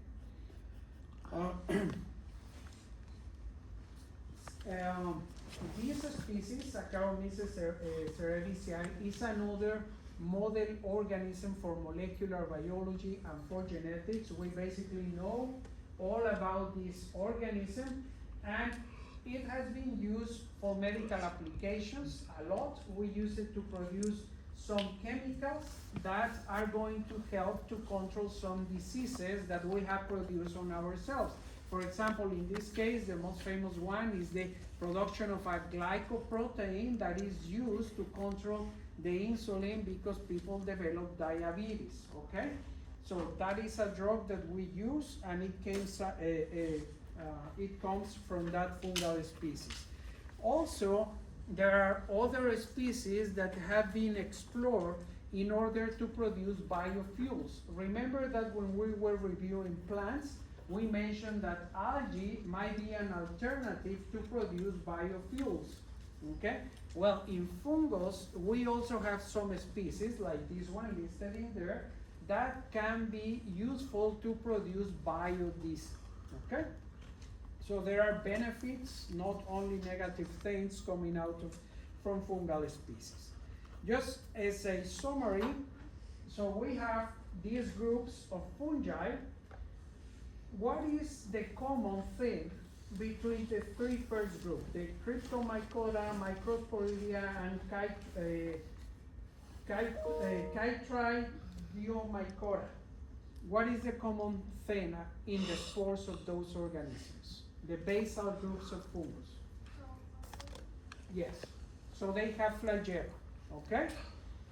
Then we start to lose the flagella in the spores in most of the species after the Zopomycota, okay? And then Zopagomycota and Mucoromycota share something in the plasmogamic stage that is unique to them. They develop this resistant stage that is like an armor to protect the production of the next generation of fungus, okay? And then we have the largest or more specious groups, which is the Ascomycota and the Basidiomycota. And the feature that is unique to these two groups in terms of the life cycle is the ascocarp in one and the basidiocarp in the other one, but the hypha that produces the spores are in what stage? Anybody remembers? Is the unique stage of fungus in the life cycle. When they undergo plasmogamy, they are in what stage? Plasmogamy means what?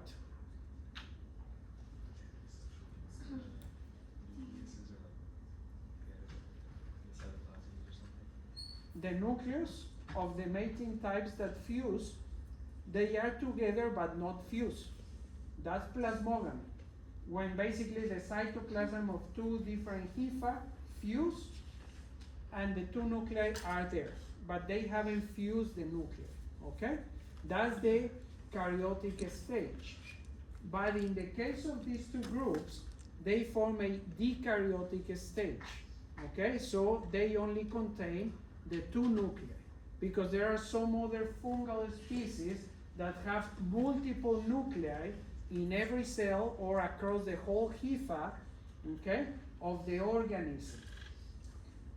So, dikaryotic or karyotic stage. The difference is that these two last groups have dikaryotic stage, okay?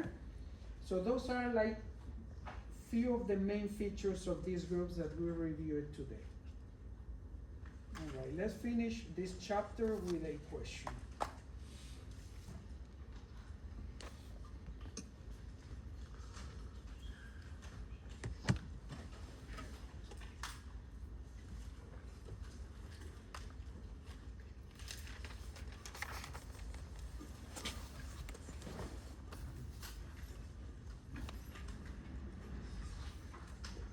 Okay, 10 more seconds.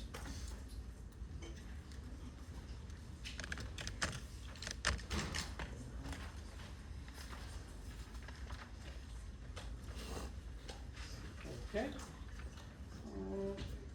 See? Yes. All right. Are there any questions about fungi? No? Yes. All fungi, like mushrooms, like fish. Are they all like mushrooms? No. Mushrooms, like the ones that you buy in the supermarket, those belong to the largest groups, especially the Basidiomycota. Okay, the last group that we reviewed today. But not all of them are edible as well. Some of them can be toxic and lethal. Okay? Other questions? No? Okay. Let's start with animals.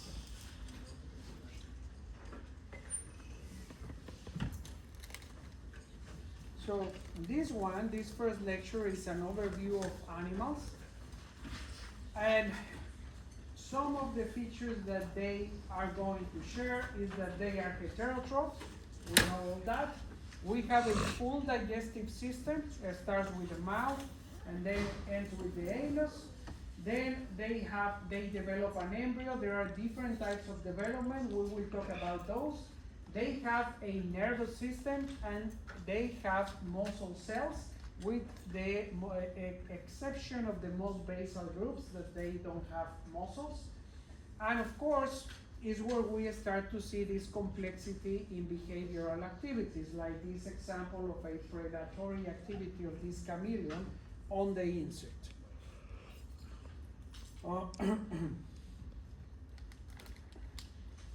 Now, we are going to give general features of animals, But for every feature that we mention, there will be exceptions, okay? Not everything is going to apply to every single group of animals. Now, nutritional mode.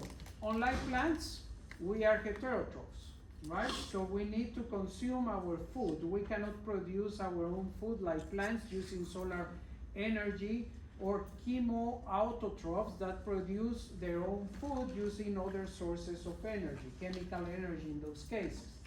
And we are also different from fungi, not only in the structure, but also in the way we metabolize. We have internal metabolism. How does fungi does its metabolism? Remember, the mycelium, the hypha forming the mycelium, are going to release chemicals into the surrounding environment. Those chemicals are going to break down the molecules into a form that can be absorbed into the mycelium or into the hypha. Okay? So those are differences in how we acquire nutrients. Now, when we talk about cell structure and specialization, the most obvious one is that we are multicellular eukaryotes, okay? And that is very different because most eukaryotes are what? Unicellular. Remember when we reviewed the protists? Protists is a huge group of eukaryotic unicellular organisms, okay? So, and that is a huge challenge, if you remember, because the single cell has to do everything that we do as a very complex multicellular organism. Now, unlike plants that have cellulose and fungi that have chitin, most of the structural things or chemicals, proteins that we have in our cells is going to be collagen, okay? And those structures are going to give the support to our cells. We don't have a cell wall like plants or like fungi, okay? We have a membrane cell, and then the support is given by collagen. That is going to be one main difference between those two other groups of organisms. Now, we have nervous tissue, okay? And muscle tissue. That is a unique thing of animals. Of course, you can also argue that plants have a vascular system. A vascular system is analogous to the nervous or circulatory system of animals, but it's something different, okay?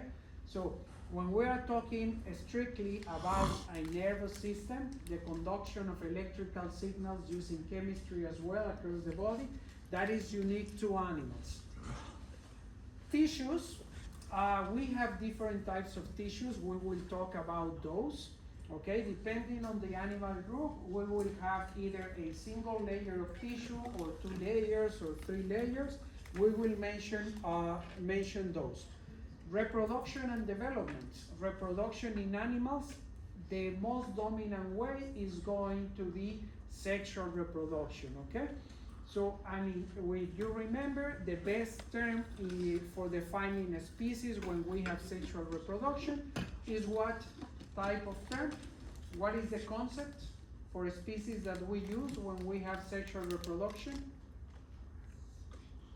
Anybody remembers from the evolutionary lectures? So how can we describe a species? We can use morphology, right? But then, what happens if two things that look very different, they come together and they reproduce? Are they different species?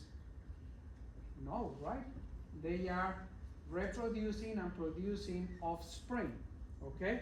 So, with that, do you remember what is the name of the species concept that we use for sexually reproducing organisms? The biological species concept, okay? And biological species concept, remember, applies mostly to sexual organisms because we can test that they can actually exchange genetic information in order to produce new organisms, okay? And here is another important feature in case you have not noticed that from the previous lectures, is that unlike plants and fungi, the reproductive cells, meaning sperms and eggs in animals, are produced by meiosis, okay? Remember that in plants and fungi, they are produced by mitosis. They undergo meiosis, then you have the spores, but then to produce more spores, they do what? They do mitosis. Us animals, in our gonads, we are always producing reproductive cells like sperm and eggs only through meiosis, okay? That's another difference between animals and those other eukaryotic groups that we have revised. Now, the animal zygote undergoes what we call cleavage. So basically the division of the cells after the egg has been penetrated by the sperm, okay? And cleavage, after some rounds of cell divisions, is going to produce something that is called the blastula. We all go through that stage as animals, okay? We will see some pictures about that. And then the blastula is going to develop into a process, during the process, what we call gastrulation is going to develop the gastrula, okay? All these are different numbers of cells as we go from a single cell, develops into the blastula, then there is gastrulation process, and that gastrulation process is going to increase the number of cells, and also is going to start differentiating the different layers of tissue that the organism is going to develop depending on the animal group that it belongs to. So here, as a figure, once we have the zygote, the diploid zygote, we undergo the first cleavage pattern, which produces 8-cell stage. Okay, this is the 8-cell stage. We all here went through this stage. Look how handsome we are. Okay, and then we continue gastrulation. It produces the blastula, and the blastula is going to be this hollow bunch of cells. Okay, it's like a ball. And then during the gastrulation process, we are going to find the blastopore in one of the sides. Okay, and then through this process of gastrulation, once we have the gastrula, what we are going to see, depending on the species of animal, is going to be the differentiation of the tissues as endoderm, ectoderm, and mesoderm. But everything depends on the organism, and we will talk about that. So we have the blastopore, the differentiation of the main tissues, and the interior portion, that is the hollow portion of the gastrula, is known as the archenteron. And to finish, we are going to see this video that shows an embryo of an urchin developing into these different stages that we just mentioned.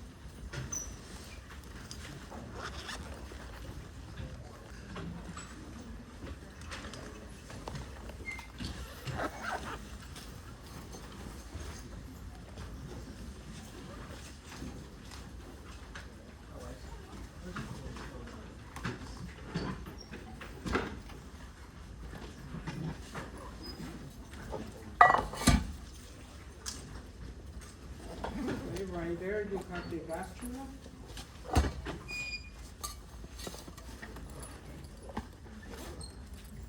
And then you start to see the production of cells that are going to differentiate into certain types of different tissues. There you start to see the formation of the hollow portion, the archenterons, and the blastopore. Right there is the blastopore. And some of the cells are migrating into their positions in order to start the differentiation into different tissues. Okay, so, right, see you.